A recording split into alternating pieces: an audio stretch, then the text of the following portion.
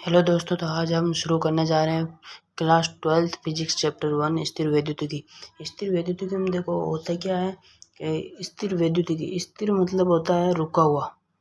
स्थिर वैद्युतिकी मतलब क्या होता है? रुका हुआ, है ना। और वैद्युतिकी यानी वैद्युतिकी का मतलब होता है विद्युत। वैद्युत मतलब करंट समझ लो आप, है ना। तो रुका हुआ स्थिर वैद्युतिकी में, तो अब हम क्या पढ़ रहे, हमारे चैप्टर का नाम ये तो अपनी इकाई है, यूनिट 1 है। यूनिट 1 स्थिर वैद्युतिकी, इसके अंतर्गत दो चैप्टर अपने 1 और 12 दो चैप्टर है इसके अंदर। तो इसमें फर्स्ट चैप्टर है आवेश और विद्युत क्षेत्र और आवेश। तो इसमें हम क्या करेंगे कि रुके हुए आवेश, रुके हुए आवेश के बारे में जानेंगे, है ना। मतलब Q बराबर जीरो पर हम जानेंगे कि रुका हुआ आवेश कैसे विद्युत क्षेत्र उत्पन्न करता है ना। तो हम सबसे पहले शुरू करते हैं आवेश से। आवेश क्या होता है? आवेश मतलब चार्ज।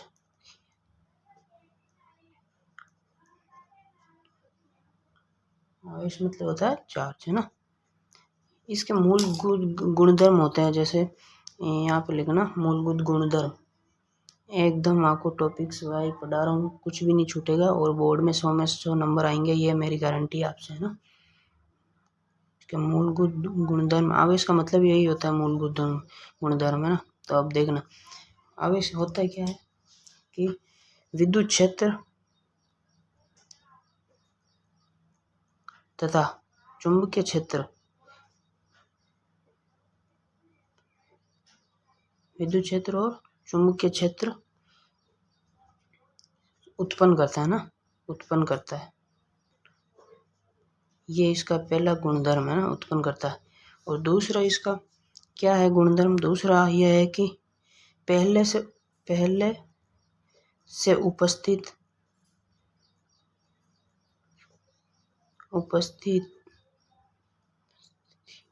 उपस्थिति किसी विद्युत क्षेत्र को मैं ऐसे लिख रहा हूँ शॉर्ट में, विद्युत क्षेत्र या चुंबकीय क्षेत्र का अनुभव करा देता है ना, अनुभव कराता है। टॉपिक आप भी लिखना मेरे साथ, तभी बच्चों याद होगा, वरना तो होने से रहा। ये फिजिक्स है, फिजिक्स को लिख के ही याद किया जाता है।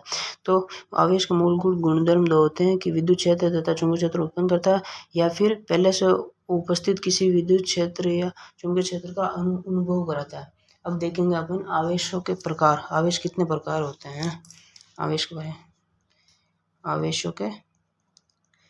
के प्रकार सबको पता है। आवेश के दो प्रकार होते हैं, कौन कौन से होते हैं आपको वो भी पता होगा, धनात्मक और ऋणात्मक।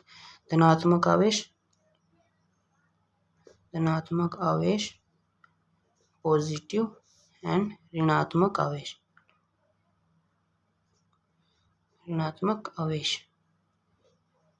नेगेटिव, है ना। पॉजिटिव और नेगेटिव। अब यहाँ पे देखना, अपन पूरा ध्यान से समझेंगे धनात्मक आवेश के बारे में, है ना। धनात्मक आवेश पॉजिटिव चार्ज, है ना, पॉजिटिव चार्ज। ये क्या होता है? ये होता है इलेक्ट्रॉन की अधिकता मतलब किसी चीज में जैसे क्लोरीन है, इलेक्ट्रॉन की अधिकता, पहले इलेक्ट्रॉन की अधिकता। अब आप बोलोगे इलेक्ट्रॉन की अधिकता कैसे? तो मैं जैसे आपने केमिस्ट्री में पढ़ा होगा, ये पढ़ोगे कि जो Cl होता है वो अपने इलेक्ट्रॉन ग्रहण करता है ना। इलेक्ट्रॉन ग्रहण करके ये बन जाता है Cl-, ये अब NaCl होगा। और ये धनात्मक आवेश वाला क्या होता है कि N जो होता है वो एक इलेक्ट्रॉन दान करता है, एक इलेक्ट्रॉन अपने में से निकालता है और Na+ बना लेता है। तो ये होता है धनात्मक आवेश। इस पे धनात्मक आवेश आ जाता है कैसे? इलेक्ट्रॉन की त्यागता से, है ना। इलेक्ट्रॉन त्यागेगा तो ये इलेक्ट्रॉन की अधिकता से इस पे आ जाएगा ना, है ना। तो ये देखना ये धनात्मक आवेश आ गया, सॉरी वो थोड़ा सा गलत हो गया।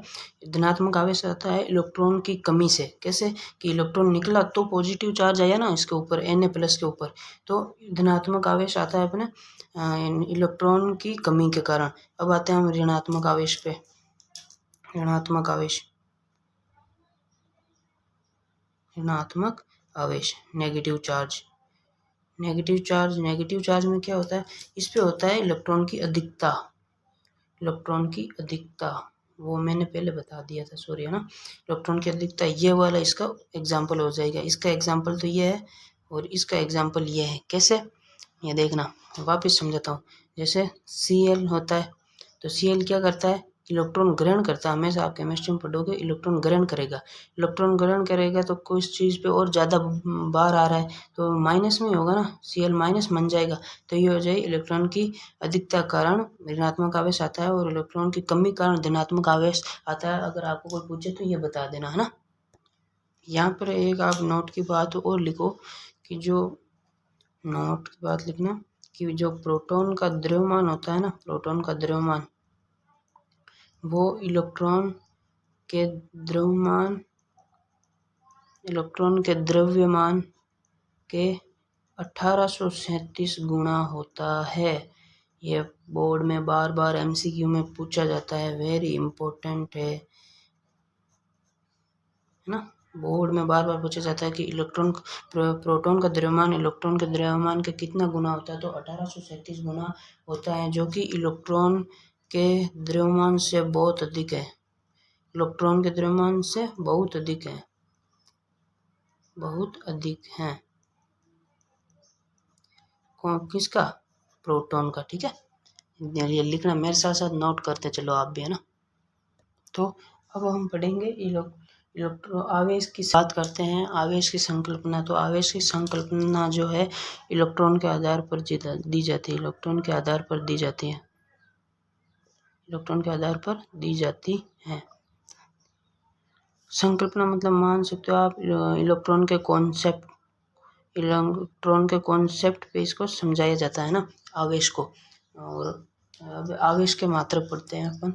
आवेश का हेडिंग डालो, आवेश का मात्रक। आवेश के मात्रक, आवेश के मात्रक पढ़ेंगे, है ना। आवेश के मात्रक, unit of charge, unit of charge, unit of charge. तो आपने 10th क्लास में एक फॉर्मूला पढ़ा होगा, I = Q/T, जहाँ Q होता है कूलाम, T होता है समय और I बराबर होती है धारा, करंट। ये 10th क्लास में आपने पढ़ा होगा, मैं ये मानता हूँ, ना। अब यहाँ पर क्या करेंगे, अपन को आवेश का मात्रक निकालना। तक कूलाम भी होता है, क्यू का मतलब ये आवेश भी होता है, ये, है ना। आप और कंफ्यूज नहीं होना। तो यहाँ पे क्यू को हम यहाँ ले आएंगे, क्यू यहाँ पे ले आएंगे और ये क्यू को यहाँ पे लाएंगे तो ये उसके गुणा में चला जाएगा, है ना। गुणा में जाएगा तो ये हो जाएगा I × तो यहाँ से ये फॉर्मूला बन गया आवेश का, I = Q/T। ये फॉर्मूला होता है इसका।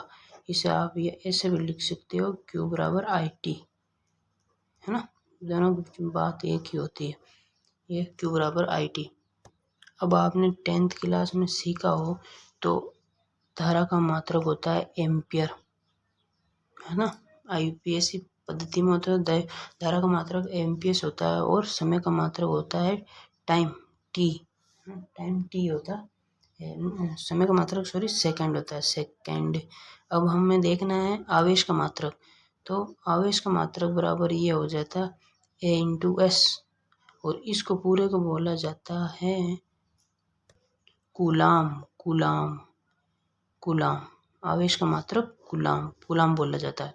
जैसे कि ये कूलाम का ये आवेश का SI मात्रक है। किसका, आवेश का SI मात्रक। तो आपको कोई पूछे कि आवेश का SI मात्रक क्या होता है, तो कूलाम होता है ये। और भी एक बात और ध्यान रखना आप कि आवेश का सबसे बड़ा मात्रक। अब ये भी पूछ लेते हैं आपसे कि आवेश का सबसे बड़ा मात्रक, सबसे बड़ा मात्रक कौन सा है। थोड़ी मेरी हिंदी कमज़ोर है बच्चों, ध्यान रखना ना। कुछ गलती हो जाए तो आप सही कर लेना। आवेश का सबसे बड़ा मात्रक जो होता है फेराडे। आवेश का सबसे बड़ा मात्रक होता है फेराडे, ना कि फेराडे। वो धारिता का होगा फेराडे। एक फेराड बराबर होता है 996,500 गुलाम। एक फेराड में कितने गुलाम होते हैं? 96,500 गुलाम। ठीक है, 96,500 गुलाम होते हैं। ये ध्यान रखना, मोस्ट इम्पोर्टेंट भी है, अपने परीक्षा में पूछा जाएगा। और इसका ये तो ऐसे ही मात्रक है। और गुलाम का CGS मात्रक पूछ ले तो आपको CGS मात्रक। तो CGS मात्रक होता है गुलाम का, जो होता है स्टेट गुलाम।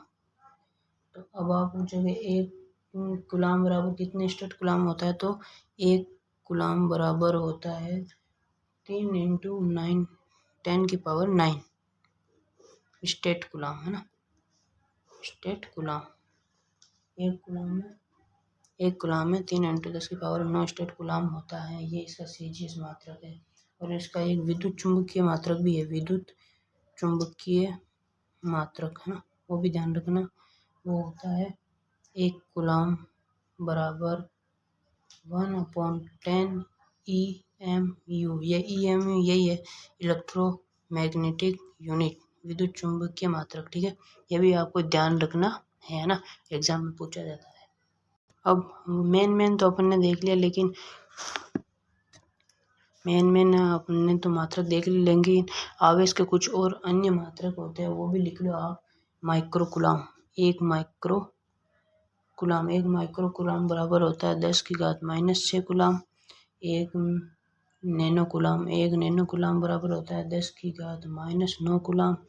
एक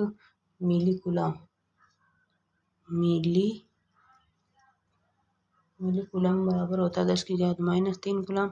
यार एक होता है पिकोकुलाम। 1 पिकोकुलाम बराबर होता है 10⁻12 कुलाम। तो ये आवेश का अन्य मात्रक भी होता है अंकित प्रश्न सोल्व करने में, जिसे आप न्यूमेरिकल बोलते हैं, उसमें आपके ये काम आता है कि 1 माइक्रोफेराड बराबर 10⁻⁻6। ये वेरी इंपॉर्टेंट है, एग्जाम में सीधा पूछा जाता है कि 1 माइक्रोकुलाम। नेक्स्ट वीडियो में मिलते हैं। अभी अपन आगे पढ़ेंगे नेक्स्ट वीडियो में ना।